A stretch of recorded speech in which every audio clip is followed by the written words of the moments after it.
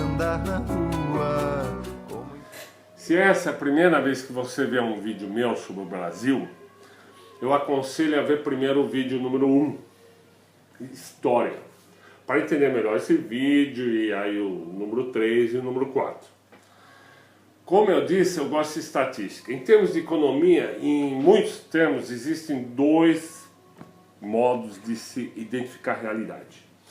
Com os olhos, que sempre tem um problema, que é uma visão meio limitada, a não ser que você viaje bastante, conheça gente em todas as camadas sociais, etc. E, segundo, com estatística. Claro, estatística nem sempre é confiável. Nos últimos anos, eu tive muito a ver com estudo e estatística, não só de economia, mas também de medicina. E eu posso dizer que raramente um estudo, uma estatística é desmascarada porque falsificaram na cara dura. Ali devia ser um 5, mas a gente escreve um 8. É raro. Porque é meio arriscado. Mas tem outros métodos de abuso de estatística, mais seguros. Na grande maioria dos casos, o erro está no método ou a interpretação é errada.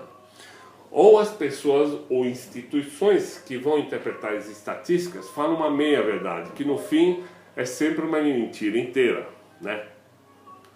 Nos dois casos, isso tanto pode ser incompreensão do erro, como também intencional. Em geral, por causa de interesses financeiros ou políticos. Bom, o que você pode fazer com estatística? Você pode comparar com outros estudos, outras estatísticas, tentar ver como foi feito e ver se tudo combina, se tem lógica. Eu acho que qualquer um tende a acreditar cegamente em estatística que comprova a própria opinião e parte do princípio que estatística que não comprova a própria opinião deve estar furada, falsificada, etc. Mas isso não é um método de se chegar à verdade, e sim de se conservar a verdade que a pessoa elegeu.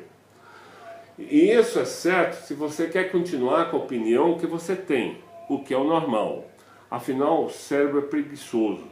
Se você dá uma guinada de 180 graus na cabeça, muda uma ideia central, você tem que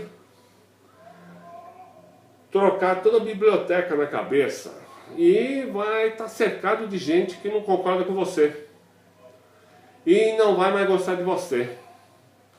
Pode ser confortável ficar do jeito que você está, claro, mas isso não é certo se essa pessoa está à busca da verdade.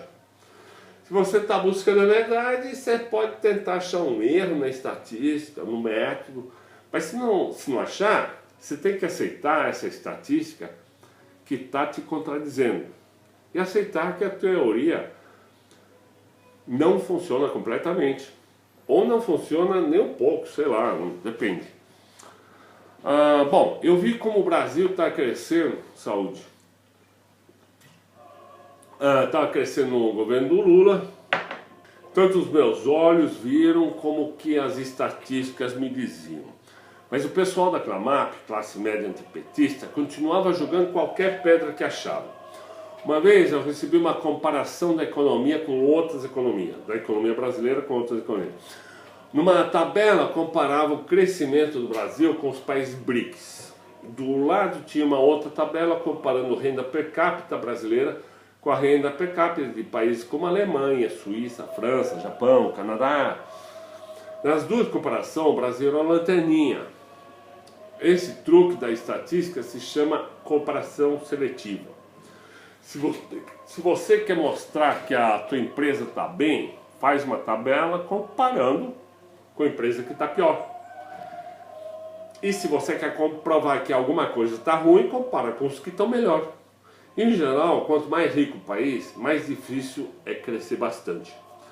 O país que mais cresceu ano passado, de 2015, foi a Serra Leoa, Sierra Leone, um dos 10 países mais pobres do mundo. Então, em termos de crescimento, o Brasil estava mais fraco que os outros BRICS, porque é muito mais fácil para a China ou Índia crescer. Eu só digo, os caras que fizeram aquelas duas tabelas podiam ter comparado a renda per capita com os outros BRICS e o crescimento com os países do primeiro mundo. Daí o Brasil está lá em cima nas duas tabelas. Mas essa não era a intenção do pessoal que fez essa tabela, né? Eles queriam provar que o Brasil está ruim. Alguém poderia dizer que essa inversão também seria uma comparação seletiva. E provavelmente seria mesmo. O certo é sempre comparar com todos. Daí não tem seleção e não tem possibilidade de falsificar. De fazer, pelo menos em comparação.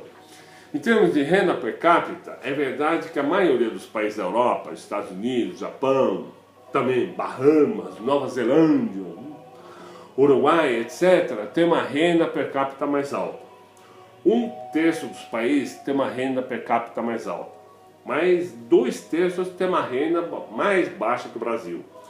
E se você for ver por população, 4/5 da população mundial vive em países que têm uma renda per capita mais baixa que o Brasil.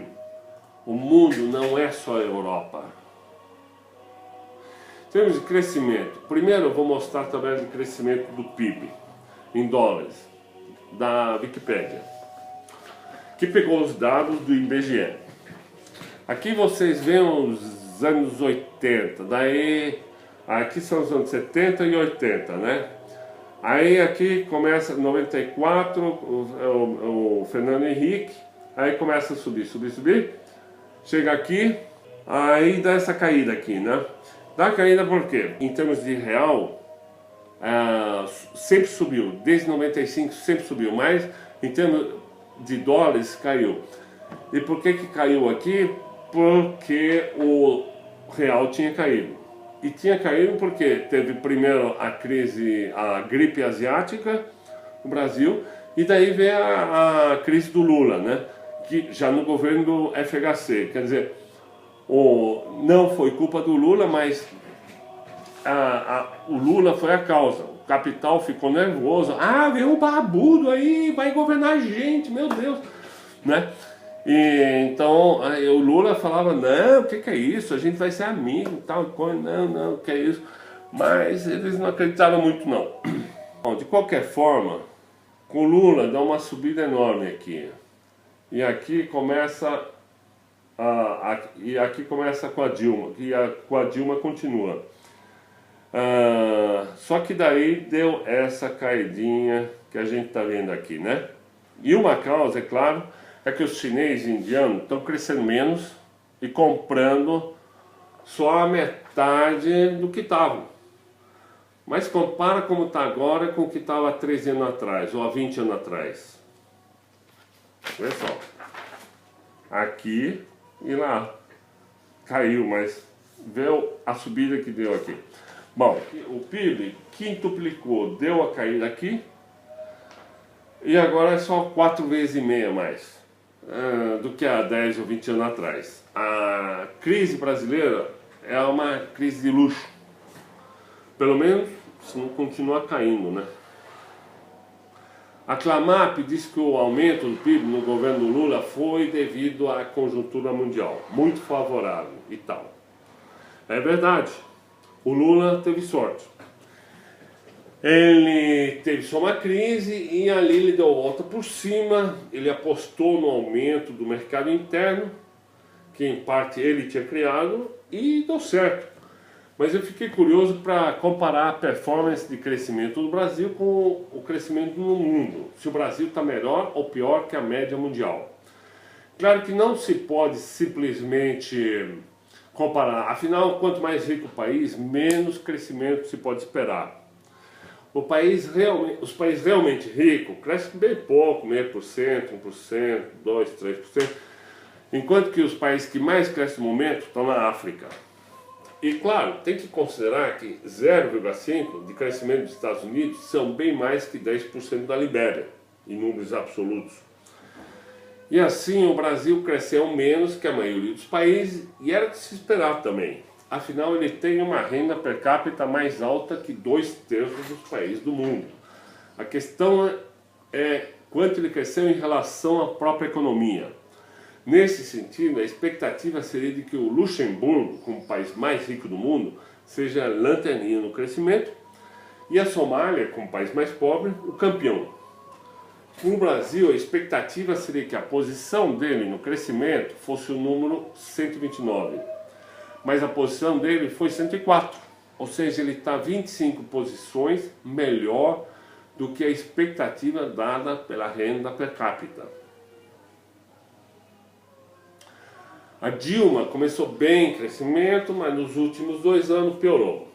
Uma crítica que eu leio muito, tanto em jornal brasileiro como em jornal estrangeiro, é que os governos petistas apostaram nas commodities e não melhoraram a indústria, a logística, etc. Bom, o Brasil é uma nação industrial. A agricultura só é responsável por 5,9% da economia brasileira. Mas a maior parte das exportações no momento são commodities. Como nos Estados Unidos. O maior comprador do mundo é a China. E o que ela quer de país que no Brasil? Ou dos Estados Unidos? Soja, etanol, ferro, etc. E o Brasil, como os Estados Unidos, vende. Vai tentar vender uma televisão ou um computador brasileiro para o chinês, onde tudo é bem mais barato, porque a mão de obra é mais barata, o chinês vai dizer: pô lá meu, tá doido, hein? Ou não, assim, né? Pô lá meu, tá doido, hein? Pô lá meu, tá doido, hein? Um outro fator para a queda do Brasil nos últimos 2 anos é o pessimismo de muita gente. Na verdade, a queda é de um ano só. O Brasil teve em 2014 um crescimento mínimo de 0,1%. O Japão já teve isso também e ficou contente, porque estava no positivo. Nos últimos 20 anos, o Japão teve 6 vezes um crescimento negativo, até de mais 5%. Mas no Brasil disseram: ah, catástrofe, é o apocalipse. E claro, o investidor ouve isso o tempo todo e já vai tirando dinheirinho antes que seja tarde, né? E daí ainda vem a crise política do Lava Jato, que, claro, agravou a crise econômica. E a Clamap diz que a Dilma é culpada por isso, que ela sabia de tudo, etc. Mas essa questão que eu vou discutir no vídeo da corrupção. Desemprego terrível. O desemprego em 2015 chegou a 8%, o que no mundo é médio. Em 2016 pode chegar a 11%. Mas agora não pode botar a culpa na Dilma, né? Ela não está no poder no momento. Esses 11% seriam pior do que em 2/3 dos países do mundo. E só melhor do que em 1/3 dos países, o que é ruim. Mas não compara o Brasil o tempo todo com a União Europeia. Na União Europeia está chegando a 11% agora, mas lá está baixando. Antes estava pior, já estava 15%. E ninguém estava falando de catástrofe. Em todo caso, 8 ou 11% não pode ser chamado de terrível. Afinal, como vão chamar a situação na Espanha com 21%, ou na Bósnia com 40%, ou no Moçambique com 60%? Tem gente que critica o déficit público no Brasil, que é de 67% do PIB. É verdade que não é bom. Tem 49 países que estão pior que o Brasil, mas 128 países que estão melhor. Mas outra vez, o brasileiro é eurocêntrico, né? Ele quer sempre se comparar com as Europa.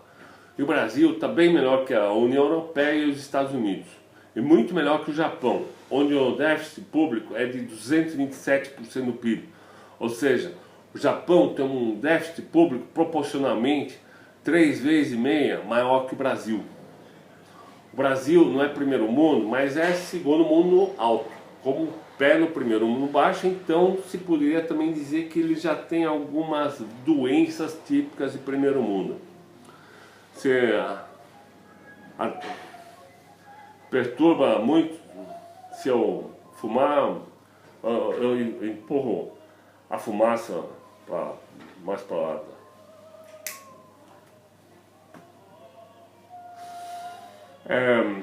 Se você está duvidando de tudo que eu digo aqui, pode me escrever aí embaixo ou por meu e-mail e eu passo os links.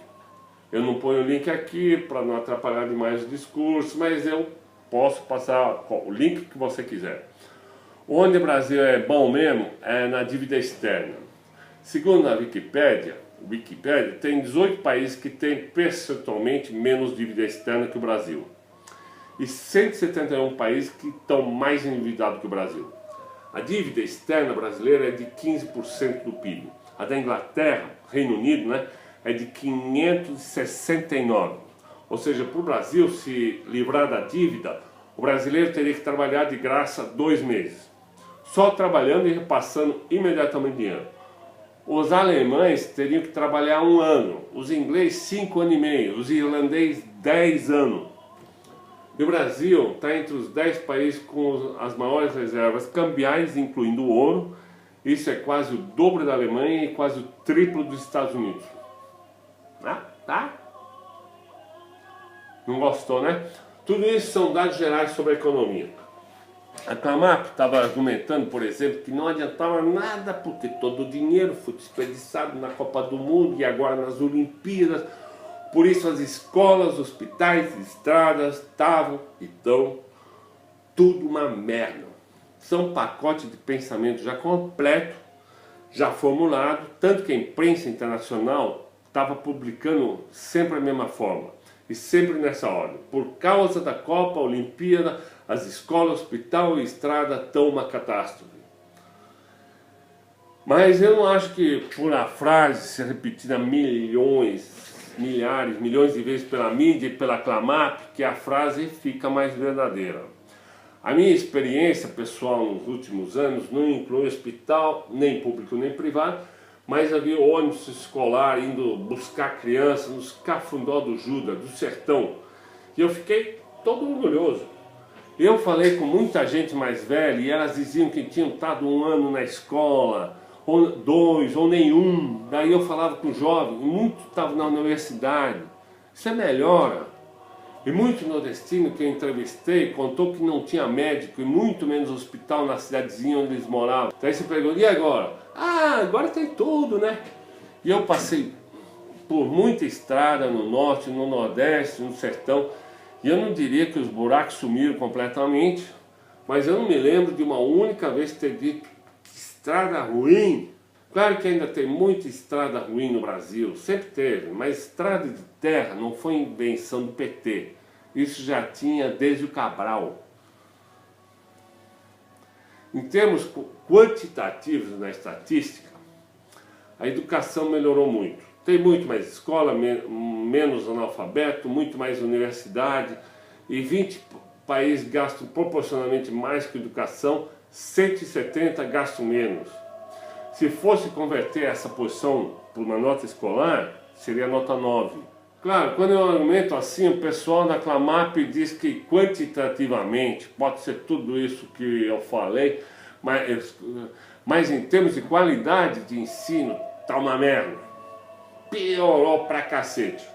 Na Europa também dizem isso, eu acho que em todo lugar. Se é assim, eu não sei. É difícil medir. Tem os estudos de PISA, que põe o Brasil lá embaixo, mas eles quase só pegam um país de primeiro mundo na lista e o Brasil. E é claro que o Brasil sai mal. E eu li no site do PISA que poucos países melhoraram tanto nos últimos anos em termos de educação. Em termos de saúde, tem muito mais médico por habitante do que tinha, tem muito mais hospital, a expectativa média de vida aumentou de 68 para 75 anos. Isso é 10 anos menos que o Japão, ou 4 anos menos que os Estados Unidos, mas 37 anos a mais que na Serra Leoa. Tem 193 países no mundo. Em expectativa média de vida, o Brasil era número 110, agora é número 67. 52 países gastam proporcionalmente mais com saúde, mas 120 gastam menos. Se fosse uma nota escolar, seria 8. Não é 10, mas é 8. Não é 4, não é 0. E sem dúvida, comparando com o passado, é nota 10. Afinal, nunca teve tanto hospital e médico no Brasil como agora. E nunca o brasileiro tinha vivido tanto em média. Você sabe o que eu vou fazer?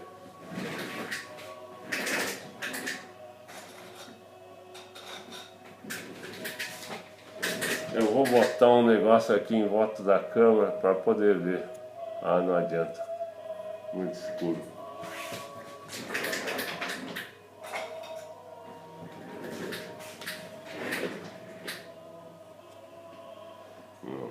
Não adianta.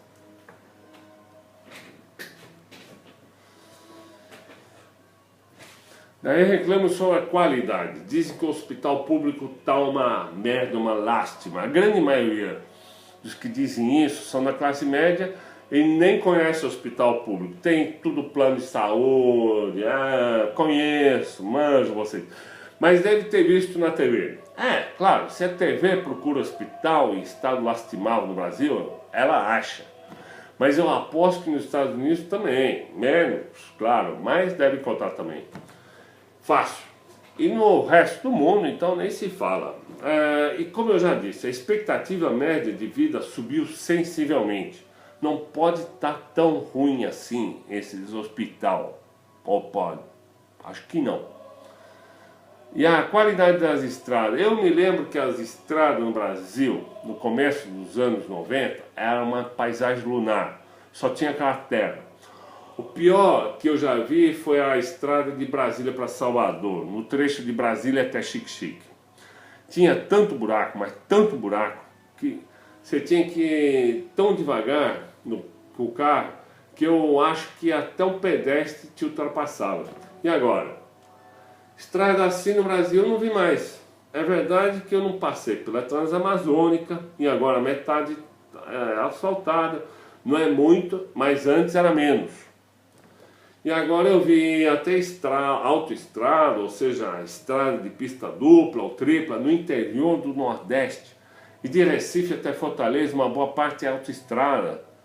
Se me falasse uns 2 décadas atrás que ia ter isso no Nordeste, eu ia falar que esse cara tá louco. Até há pouco tempo, 10% das estradas brasileiras eram asfaltadas. E a Globo veio com a manchete: só 10% das estradas brasileiras são asfaltadas, um escândalo. Bom, agora são 3%, 13%. Não é uma média boa, mas o Brasil tem uma quantidade enorme de estradas, né? É o 4º país do mundo em quilometragem. O que interessa é quanto ele tem de estrada asfaltada ao todo. E aí ele é o 14º lugar. Isso não é bom. Afinal, no momento ele é a 8ª maior economia, ou 7ª, dependendo. A Inglaterra também está meio capengando. Mas em termos de autoestrada, ou seja, pista dupla ou tripla, o Brasil é o 8º. Então não tá bom, mas também não está ruim. Isso em comparação com o mundo. Em comparação com o próprio passado, tá bom, claro. O Brasil asfaltou mais de 40 mil quilômetros de estrada no governo da Dilma, o que equivaleria à volta ao mundo pelo Equador, lá onde a terra é mais barrigudinha, né? Claro, o Brasil não é a Suíça, mas eu viajei por 142 países e eu sei que é uma rede rodoviária precária. No Congo, eu parei de andar de caminhão porque eu descobri que a pé eu era muito mais rápido que o caminhão. Que ficava encalhando a cada 5 minutos, aí tinha que buscar pedra, cavar, né, tal, empurrar. No governo FHC melhorou e nos governos PT continua a melhorar, provavelmente mais ainda, já que o PT tinha mais dinheiro à disposição. O Brasil não é a Suíça, o Brasil é o Brasil. E sempre já foi, com ou sem PT. A Suíça é primeira divisão, é Série A, é Flamengo, São Paulo, Internacional, Cruzeiro. Brasil é o Clube de Futebol Brasil, de Pelotas. Na Série B ele tá bom, tá lá em cima, né? Mas você não pode dizer que o Brasil de Pelotas é uma merda, porque quando joga com o Santos ou com o Grêmio ele perde. E por isso tem que despedir o diretor do clube e o técnico também. Seria absurdo. Mas depois eu penso, esse time é de Pelotas, talvez ele até esteja frustrado de estar ganhando tanto, né? Que na verdade ele gosta de tomar pau, não sei, né? Desculpa, pessoal de Pelotas, foi essa uma... não tem jeito, eu não posso fazer piada sobre Maringá ou Goiânia, não tenho estereótipo. Com Pelotas tem, então... Assim que tem piada, né? Português também não tem culpa. Bom, mas o português é burro.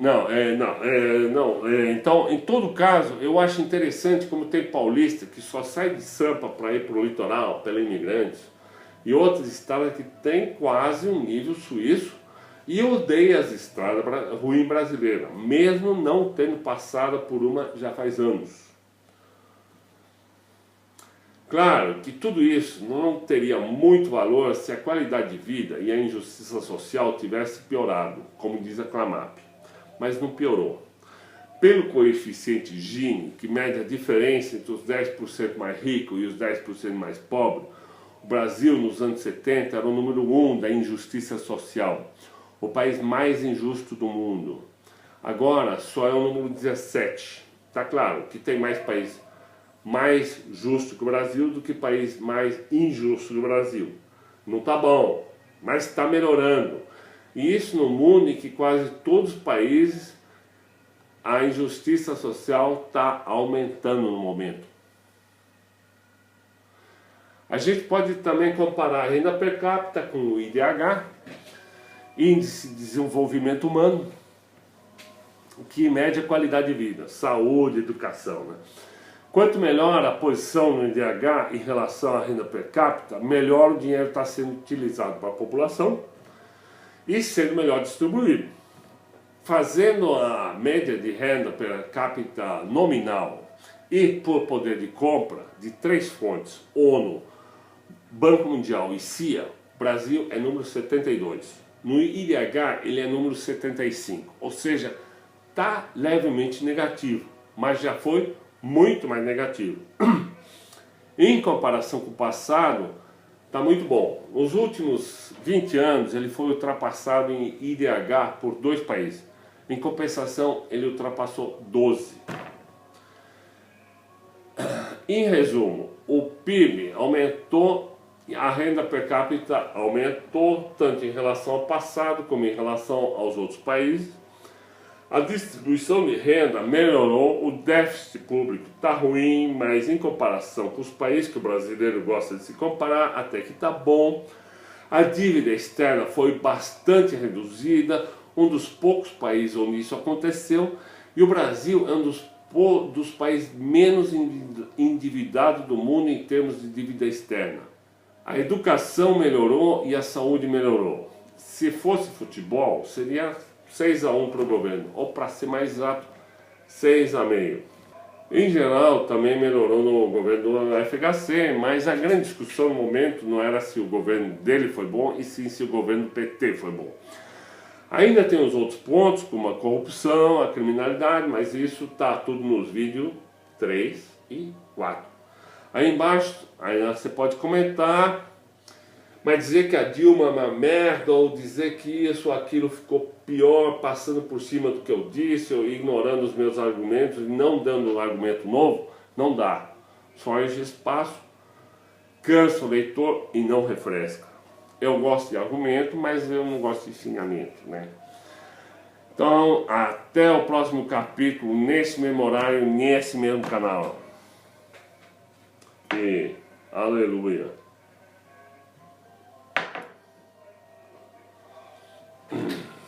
Na rua, como então atravessar toda a nossa desventura?